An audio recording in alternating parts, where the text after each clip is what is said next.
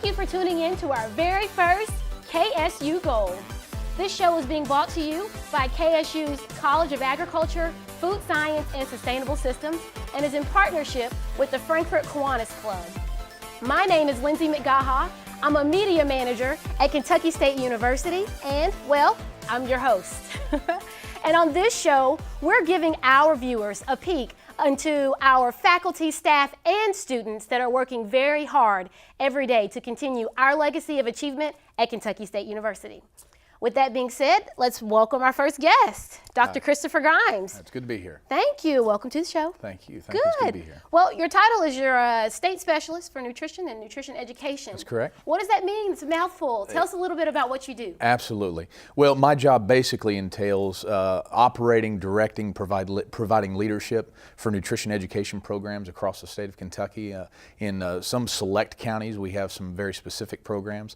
And I also, as an assistant professor, also provide academic education for our college students in the area of nutritional sciences and nutrition education. Wonderful. Now, Kentucky State has a Center for Family, Nutrition, Wellness, and Education. That's right. What does that mean? Tell us what that is and what they do. Absolutely. In 2010, we wanted to kind of solidify what Kentucky State was doing regarding nutrition. And we knew that with nutrition, there's a lot of different components to that, and we wanted to go beyond just nutrition education. So we called it the Center for Family, Nutrition, and Wellness Education.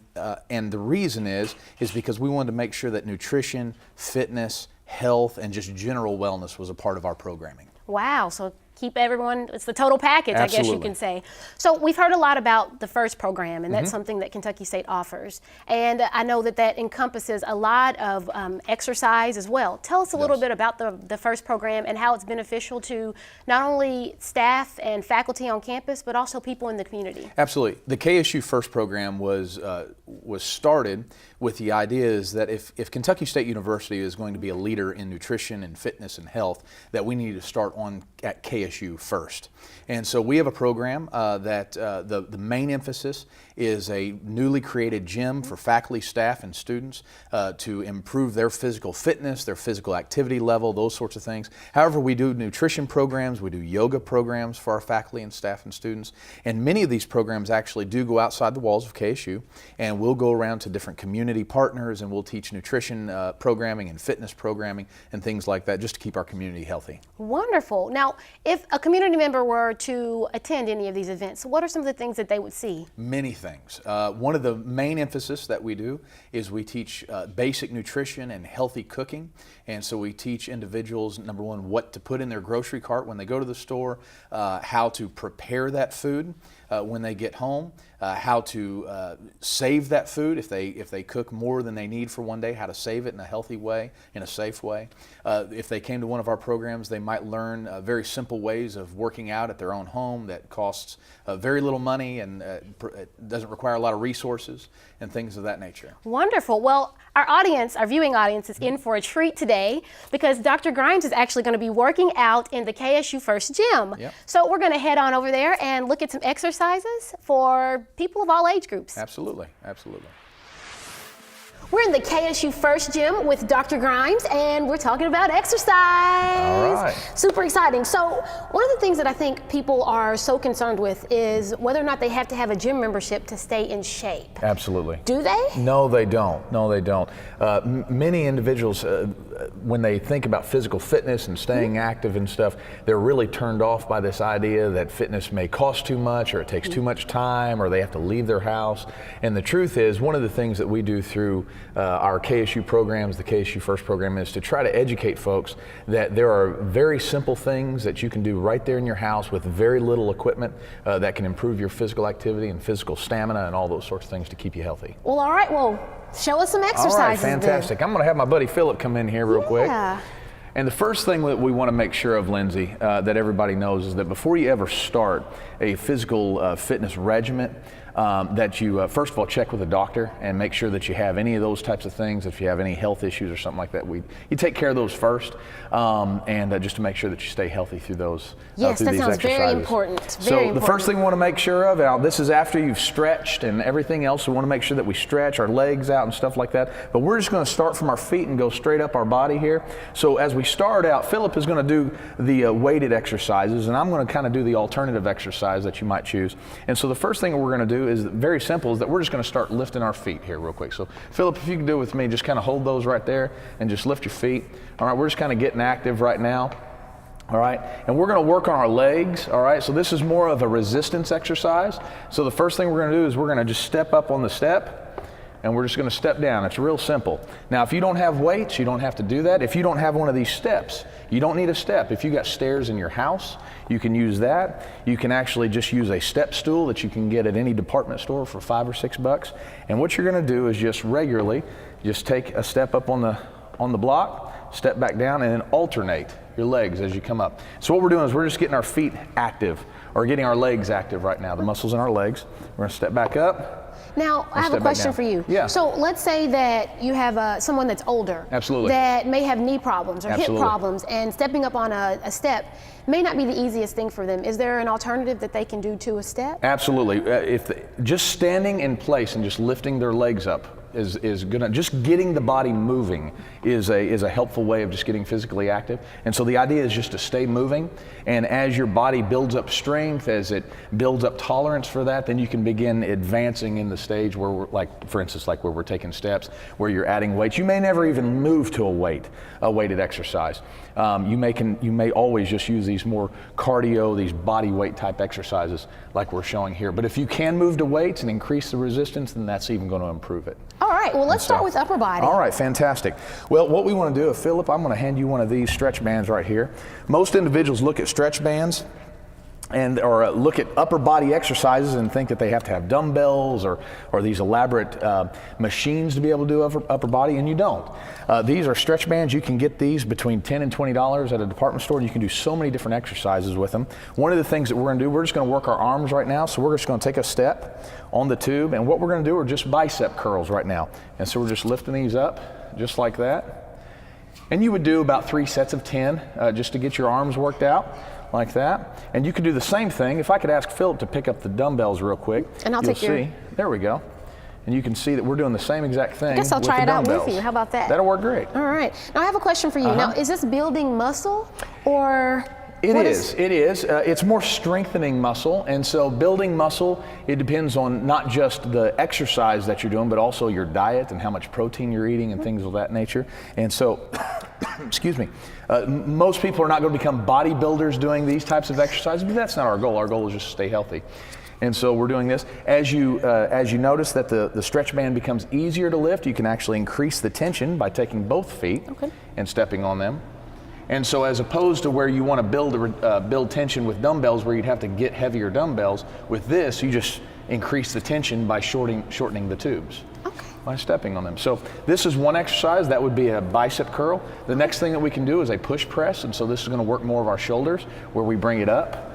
Wow. And then we just push it straight up. Okay. Well, you've given us quite a bit of information today. Thank you so much, Dr. Grimes, and thank you for being on the show today. All right. Thanks a lot. Thank you so much, Dr. Grimes. Thank you. Listen, you all, stay tuned. Coming up next, we're actually going to be meeting with Dr. Grimes' staff, where we'll be discussing the FDA's recent nutrition food label changes, and we'll also be looking at how to make a well-balanced breakfast, lunch, and dinner. You guys stay tuned.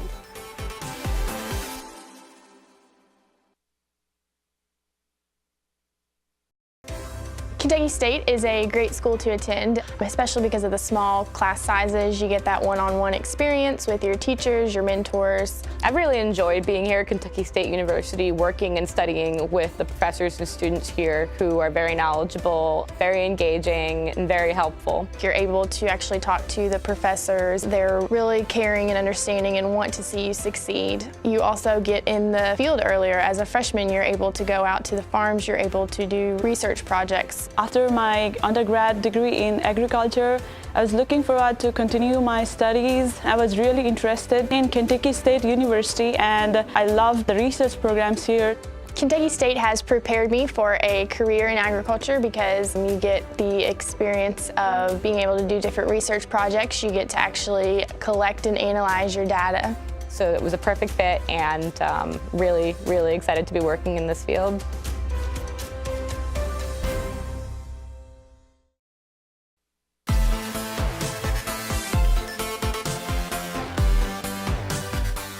And I'm here with Turquoise Patterson, and you're the FNEP coordinator. Yes. And like we said, that's a mouthful. Tell us what that means and what you do at Kentucky State. Okay, so FNEP means Expanded Food and Nutrition Education Program. So that's a program that's federally funded through the USDA that provides grant funds to actually teach food nutrition education out in the community. Wonderful. So do you work mostly with children or mostly with adults or families? We actually work with families and we do work with youth. So we work with families who actually have youth in the home, and the parents are actually providing food or providing the food for the clients. And then also we do youth programming. So we're in the school systems, we work with after school programs and then summer camps and things like that. Wonderful. Well, let's look at the table. So we've got lots of boxes here that all have food labels on them. Yes. And recently there was a change with the USDA for nutrition food labels. Tell us about some of those changes and how it can affect those, or I guess we should say consumers, people that are actually eating the food. Well, okay, the biggest change that they're making with the nutrition fact label is the font size. So it's going to be a larger font size for the servings per container, and also the serving sizes. They were a lot smaller before, so they want to make sure that the clients or the consumers are actually being able to see that font. Also with the calories, they're making that a lot bigger now too, since a lot of consumers are trying to watch what their calories and paying a lot more attention to those fact sheets. So you'll know if it's 200 calories. Yes, okay. You'll know it'll be a big font it will size not be for hidden, you. It for won't be sure. hidden. Okay, now are the new labels out, or if you go to the grocery store now, will you actually see these new labels, or are they coming out in the future? They're coming out in the future. Some consumers will be transitioning, but they have to be in full effect of July 2018. So you'll be seeing those transitioning here soon, but still they're still transitioning out of those. Okay, and so we'll see label changes on everything. I know right here we have 4 different examples of, Nutri-Grain bars and cereal. Will it be across the board? Yes, it will be across the board, yes. Wonderful. Well, let's move on down. We've heard there's some changes also with whole wheat. There's a big push for whole wheat. Why? What's the difference between regular flour and whole wheat flour? Okay, with the dietary guidelines and with the whole theme for the Choose My Plate is making half your grain whole grains, okay? So a lot of people are like, what are whole grains? What are whole grains? So when we're talking about whole grains, it's 3 parts of the whole grain kernel. And when we have a whole grain, actually it will say whole grain on the nutrition label. So it will have those 3 grain parts. When you go to refined grains, they actually take 2 of those grain parts out, and it takes the fiber and then some of the nutrients that your body really needs. So then on the package, it will say refined grains or enriched grains. Okay, so we're looking for whole grain when we go to the store. Yes, whole grains. Now, is there a big difference between whole wheat and whole grain? Well, whole wheat and whole grain is the same terminology. It's interchangeable. But the best thing, if you have any questions, always flip it back to the nutrition label, and then the ingredients, it will say whole grain, the first ingredient. So that's the big thing to pay attention to. Now, I know a lot of products can be a little misleading when it comes to labeling. Yes. And a lot of people can think, or a lot of consumers can think that they're actually eating whole wheat when they're not. What should they look for at the grocery store? Again, basically, yes, the front of the label will say whole grains, but it's the best thing to do is always turn the package on the back, look at the ingredient. The first label has to say whole grain, and sometimes it will say barley or another type of grain. So if you turn it back and the first item on the ingredients, it will always say whole grain. But we have to watch out because sometimes they will trick you and put coloring into the actual food items to make you think just because it's a darker color that you're actually getting whole grains. Wow. But if you look at the bottom, look at the back of the nutrient label and see that first ingredient that says whole grain, you should be good to go. Wonderful. Now, I know for a lot of people, they can be a little bit intimidated by switching from regular flour. You know, it's like, oh, I normally use regular flour. Is it going to change the taste if I use whole wheat? Will it? No, it won't. is just finding the best recipe for your tasting. It's great because you're getting your fiber in your whole wheat, you're getting vitamins and also other nutrients that whole grains provide for you. It's just finding a great recipe.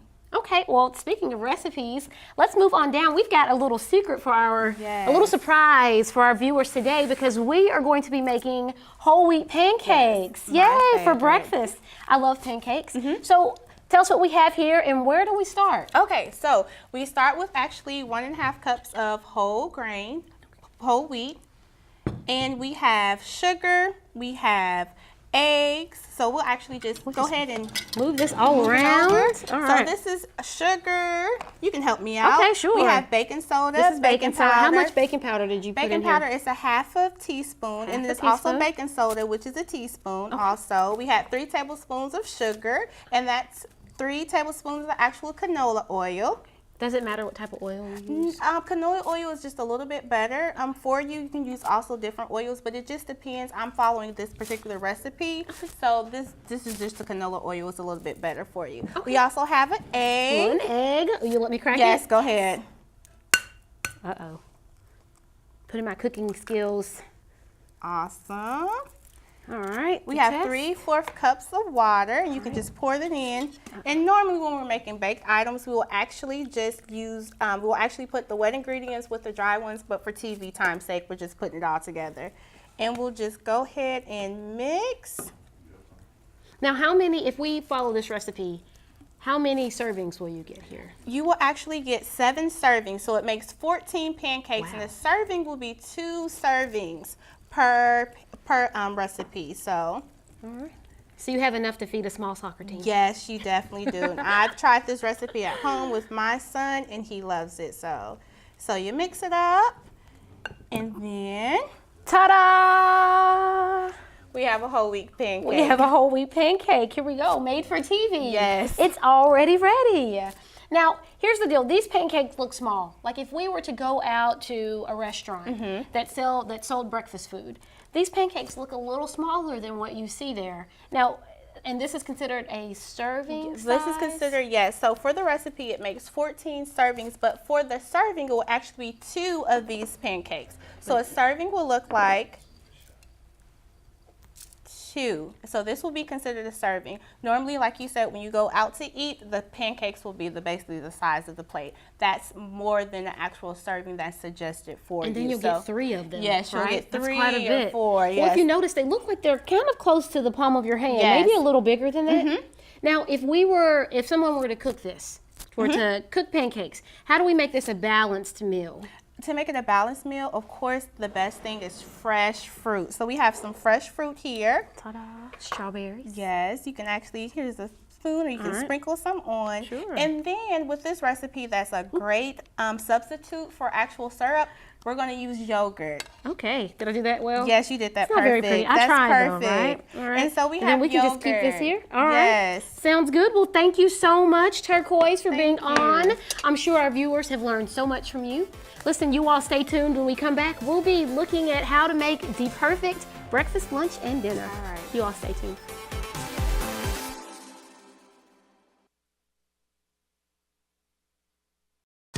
I chose to attend Kentucky State University because I could begin studying with them while I was still working after college.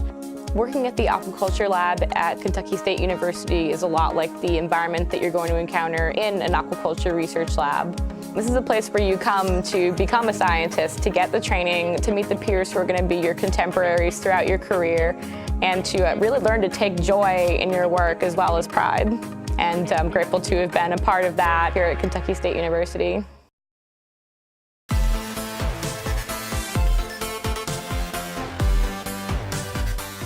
I'm standing here with Gidget Sweezy, and today we're talking food. So we're talking a little bit about portion control too, right? We are. Which is, it has to be mentioned when you say food. You gotta do it. You gotta do it. That's the hardest part. Gotcha. Well, tell us a little bit about what you do.